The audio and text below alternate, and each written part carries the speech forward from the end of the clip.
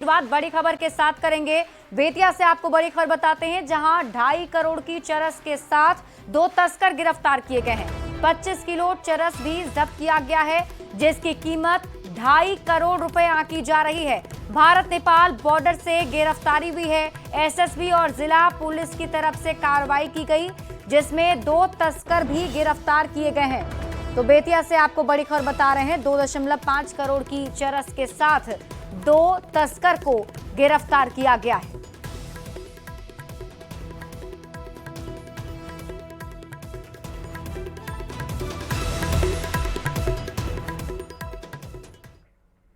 और इसके पहले मोतिहारी पुलिस ने भी करीब 2 करोड़ रुपए के 5 किलो 600 ग्राम चरस लग्जरी कार से बरामद किए थे। पुलिस को सूचना मिली थी कि लग्जरी कार में तहखाना बनाकर चरस की तस्करी कर रहे हैं। वहीं पुलिस ने तस्कर सरोज कुमार को गिरफ्तार किया। पुलिस लगातार चरस तस्कर के पूरी कुंडली खंगालने में जुटी है। आखिर इस तस्करी में कौन कौन लोग शामिल थे, चरस कहां से लाया जा रहा था और किसको डिलीवरी करनी थी, ये सब कुछ जांच किया जा रहा है।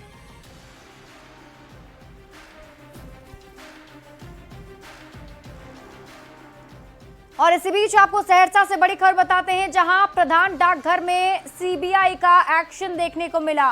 कार्यालय सहायक संजीत यादव गिरफ्तार किया गया है। 5000 घूस लेते रंगे हाथ गिरफ्तार किया गया। ग्रामीण डाक कर्मियों को सैलरी दिलवाने के बदले में प्रति कर्मचारी 10,000 रुपए की घूस की मांग करने का आरोप है। आरोपी संजीत यादव से अब पूछताछ की जा रही है।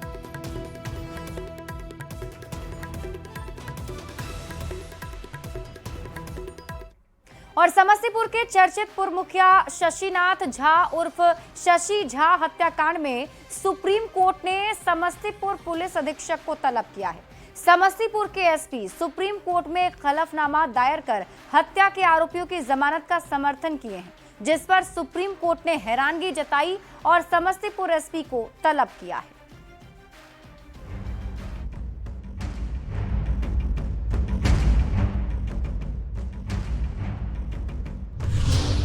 बिहार के एक आईपीएस अधिकारी आजकल सुर्खियों में हैं। ये अधिकारी हैं समस्तीपुर के एसपी अशोक मिश्रा। समस्तीपुर के एसपी ने सुप्रीम कोर्ट में एक हलफनामा दायर कर हत्या के आरोपियों की जमानत का समर्थन किया है, जिस पर सुप्रीम कोर्ट ने हैरानी जताई है और कोर्ट ने समस्तीपुर एसपी को तलब किया है। तो निश्चित रूप से जो सुप्रीम कोर्ट के द्वारा जो संज्ञान लिया गया है, यह काफी गंभीर विषय है। पुलिस अधीक्षक को इस पे अब जवाब देना होगा। दरअसल ये समस्तीपुर के बकरी बुजुर्ग गांव में 6 अगस्त 2021 को हथियार बंद 8 लोगों ने पूर्व मुखिया शशिनाथ झा उर्फ शशि झा की गोली मारकर हत्या कर दी थी। पुलिस जांच के बाद ट्रायल कोर्ट ने सबूतों के आधार पर उन्हें दोषी ठहराया। दोषियों ने हाई कोर्ट में सजा के खिलाफ अपील की, जिसने 11 दिसंबर 2024 को 5 आरोपियों को उनकी अपील के लंबित रहने तक जमानत दे दी, जिसके बाद शशिनाथ झा की विधवा ने सुप्रीम कोर्ट में उनकी जमानत रद्द करने की मांग की। इसके बाद कोर्ट ने बिहार सरकार को नोटिस जारी किया। राज्य की ओर से समस्तीपुर के एसपी ने जवाब दाखिल किया। विधवा के वकील ने जस्टिस एहसनुद्दीन अमानुल्लाह और जस्टिस प्रशांत के मिश्रा की बेंच का ध्यान एसपी के हलफनामे की ओर खींचा और कहा कि पुलिस दुर्भाग्यवश आरोपियों को जमानत देने का समर्थन कर रही है, जिस पर सुप्रीम कोर्ट ने हैरानी जताई है। न्यूज 18 की टीम ने समस्तीपुर पुलिस अधीक्षक का पक्ष जानने की कोशिश की, तो उन्होंने ऑफ कैमरा बताया कि शपथ पत्र डालने में गलती हुई है, इसकी वजह से इस तरह का मामला बना है। न्यायालय ने 2 महीने का समय दिया है, इस दौरान फिर से शपथ पत्र दायर किया जाएगा। न्यूज 18 के लिए समस्तीपुर से मुकेश कुमार की रिपोर्ट। दरभंगा के अलीनगर से बीजेपी विधायक मिश्रीलाल यादव को जेल भेज दिया गया। एमपी एमएलए कोर्ट से मिली सजा को एडीजे 3 की कोर्ट ने बरकरार रखा है। मारपीट के मामले में विधायक को 3 महीने की सजा मिली। आपको बता दें कि रैयाम थाना क्षेत्र के समेला गांव में मारपीट की घटना 12 अक्टूबर 2019 में हुई थी। मारपीट के मामले में विधायक पर केस दर्ज हुआ था। मिश्रीलाल यादव को सजा सुनाए जाने के बाद जब उन्हें जेल ले जाया गया, तो विधायक के बेटे धीरज यादव के समर्थकों ने जमकर नारेबाजी की। मिश्री लाल यादव के बेटे ने पिता को विशेष सुरक्षा देने की भी मांग की है। न्यायालय के फैसला को स्वीकार करना है, न्यायालय को सम्मान करते हैं और पुराने फैसला को बरकरार रखे हैं। दो अपील है, एक है जो प्रतिवादी द्वारा किया गया है, मैंने मिश्री लाल यादव के द्वारा, हाँ, सजा के विरुद्ध 3 महीने की सजा जो उन्हें विशेष न्यायालय द्वारा एमएलए एमपी के कोर्ट द्वारा मिला था, उसके विरुद्ध में वो किया गया है, जिसमें 3 महीने की सजा थी और 500 रुपया अर्थदंड था। उस सजा को बरकरार रखा गया है और उस अपील को 3/25 को खारिज कर दिया गया। हमारे पिताजी को विशेष सुरक्षा दिया जाए और विशेष तौर तरीके से रखा जाए। इन पर लगातार सामंती मिजाज के लोगों का खतरा है। हमको जेल में भी संदेश है कि वो असुरक्षित हैं वहाँ। इसलिए मैं आपके मीडिया के माध्यम से मैं जिला प्रशासन को और यहाँ जेल प्रशासन को कहना चाहता हूँ कि इनको विशेष सुविधा दिया जाए। मुजफ्फरपुर में पुलिस की साइबर टीम ने साइबर फ्रॉड करने वाले एक बड़े गिरोह का पर्दाफाश किया है। पुलिस ने 3 साइबर शातिर को गिरफ्तार भी किया। ये लोग ऑनलाइन शॉपिंग करने वाले ग्राहकों को टारगेट कर रहे थे। ऑनलाइन शॉपिंग साइट के जरिए फ्रॉड करते थे। पकड़े गए आरोपी बिहार के मुजफ्फरपुर और शेखपुरा जिला के रहने वाले हैं।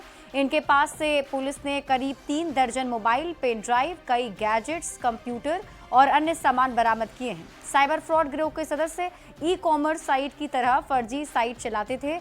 इसके जरिए इन लोगों ने 1200 से ज्यादा ग्राहकों को शिकार बनाया। अलग अलग राज्यों में इनके नेटवर्क फैले हुए हैं। ये द्वारा जो है जो भी कोई भी व्यक्ति जो कस्टमर है जो ई-कॉमर्स साइट पे, शॉपिंग साइट पे कुछ भी ऑर्डर करते हैं और उनको डिलीवरी में या कोई इश्यूज आता है, तो जब वो ऑनलाइन सर्च करते थे तो ये जो साइबर क्रिमिनल्स है फेक ऐड, गूगल ऐड डालते थे, जिसमें इनके द्वारा जो कस्टमर्स होते हैं ई-कॉमर्स के, उनको रिझाया जाता है। बिहार विधानसभा चुनाव से पहले सियासी पारा चढ़ गया है। चिराग पासवान के केंद्र के बजाय बिहार की राजनीति करने की इच्छा जताने के बाद से सियासत थम ही नहीं रहा। इन सब के बीच केंद्रीय राज्य मंत्री रामदास आठवले के बयान ने एक बार फिर से चिराग पासवान को लेकर बिहार की राजनीति सुलगा दी है। रामदास आठवले ने कहा है कि चिराग पासवान को बिहार की बजाय दिल्ली में ही राजनीति करनी चाहिए। फिलहाल उन्हें बिहार आने की कोई जरूरत नहीं है। रामदास आठवले के बयान ने बिहार के विपक्षी दलों को एक बार फिर से सियासत करने का मौका दे दिया है। मुझे लगता है कि चिराग पासवान जी को क्या करना है उनको अधिकार है। अगर वो राज्य की राजनीति में आना चाहते हैं तो आ सकते हैं, लेकिन यहाँ अगर कोई बड़ा पद एकदम मिलेगा ऐसा नहीं है। मतलब मुझे लगता है अभी तो दिल्ली में मंत्री वो बने हैं, मुझे लगता है कि अभी फिलहाल वो दिल्ली की राजनीति में है, तो कुछ साल तक उन्होंने दिल्ली की राजनीति में रहना चाहिए, बाद में यहाँ आ सकते हैं। हम रामदास अठावले जी का सम्मान करते हैं, पर उनकी राय निजी है। हमारे नेता का सोच ज्यादा व्यापक है, जिसमें कि देश और बिहार और बिहारी विशेष करके आते हैं। हालांकि ये भी सत्य है, बिहार की जनता चाहती है कि चिराग पासवान बिहार में रह के बिहार के लिए ज्यादा योगदान दे। हालांकि उसका निर्णय चिराग पासवान जी लेंगे, कब करना है, कब आना है। एनडीए के अंदर सब कुछ ठीक नहीं है, जूतम बाजार की स्थिति है, खींचातान की स्थिति है, यह स्पष्ट रूप से दिख रहा है। भारतीय जनता पार्टी अपने अलायंस पार्टनर के साथ किस तरह का खेल खेल रही है, यह स्पष्ट रूप से दिख रहा है। चिराग पासवान जी को नए तरह के प्रयोग में भारतीय जनता पार्टी ने लगा दिया है। केवल चुनाव आते ही वो आ जाते हैं यहाँ पे मुख्यमंत्री का बनने का हसरत पालने, और ये तो एनडीए के अंदर की सिर्फ टौल है। धीरे धीरे अभी और बाहर निकल के आएगी। अभी तो एक दल की नाराजगी दिख रही है। चिराग पासवान जी ने बिहार में विधानसभा चुनाव लड़ने की इच्छा जाहिर की, इसमें कुछ भी अस्वाभाविक नहीं, कोई बड़ी बात नहीं। उनकी पार्टी ने, खुद चिराग पासवान जी ने कई मौकों पर यह स्पष्ट किया है कि बिहार में सीएम पद की कोई वैकेंसी नहीं। एनडीए का पूरा कुनबा मजबूती से आदरणीय नीतीश कुमार जी के नेतृत्व में चुनाव लड़ेगा। भाई बिहार उनकी मातृभूमि है, उनका कार्य क्षेत्र है, बिहार में वो आए, उनका स्वागत है। पर अभी एनडीए के परिवार ने उन्हें जो जिम्मेदारी दी हुई है, केंद्रीय मंत्री की तरह की जिम्मेदारी दी हुई है, और चिराग पासवान अपनी जिम्मेदारी बखूबी निभा रहे हैं। केंद्रीय रेल मंत्री अश्विनी वैष्णव आज मुंगेर के एक दिवसीय दौरे पर पहुंचे, जहां उन्होंने जमालपुर रेल कारखाना का निरीक्षण किया है।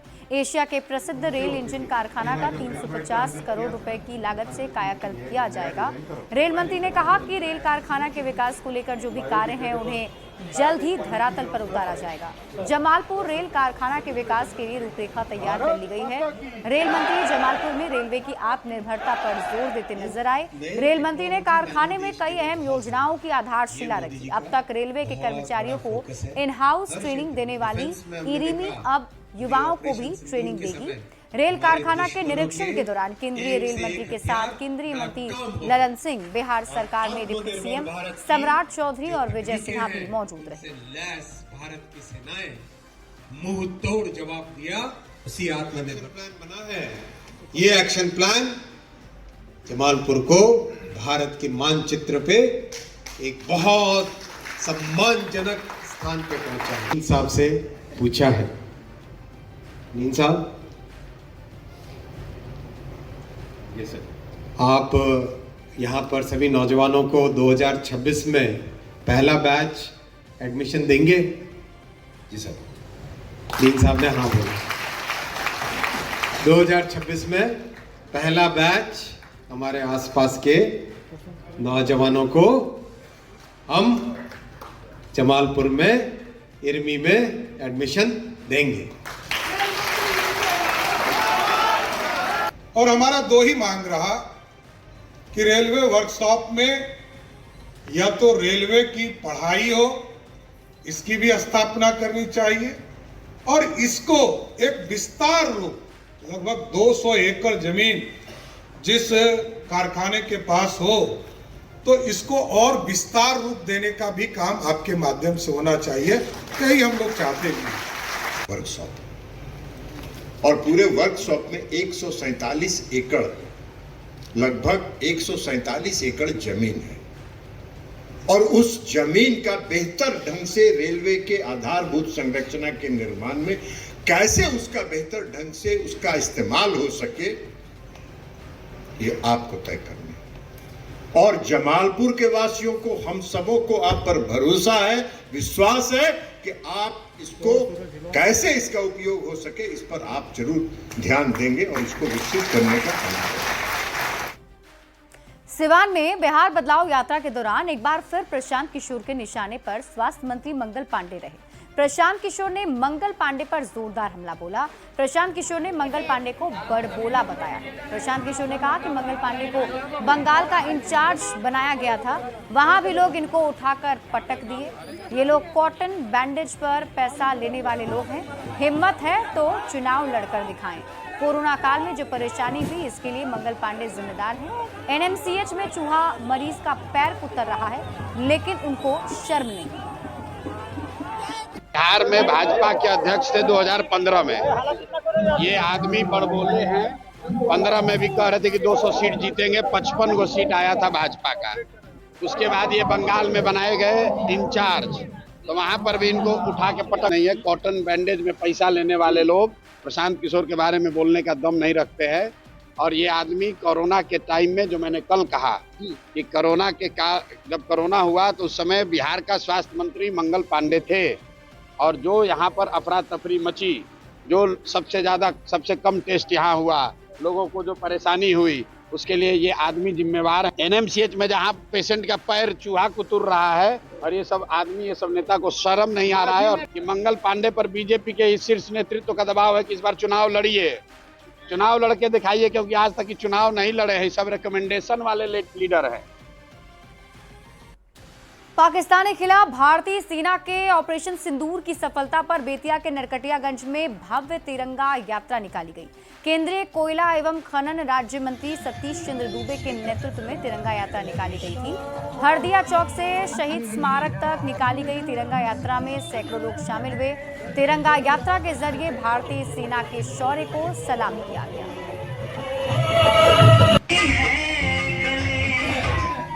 कि अब राष्ट्र के लिए, अब इस भारतवर्ष के लिए हमेशा लाठी से ऊपर उठ के राष्ट्र को मजबूत करने के लिए जहां सैनिकों की बात आती है तो हम सब एकत्रित रहे। अब भारत में मोदी जी को इतने हाथ को मजबूत करें कि पाकिस्तान घुटने के टेक रहा है, कल जमीन पर साष्टांग दंडवत करके कहे कि भारत मुझे बख्श दो, हम नाजायज किए हैं, हम उसके लिए माफी मांगते हैं। निरंजन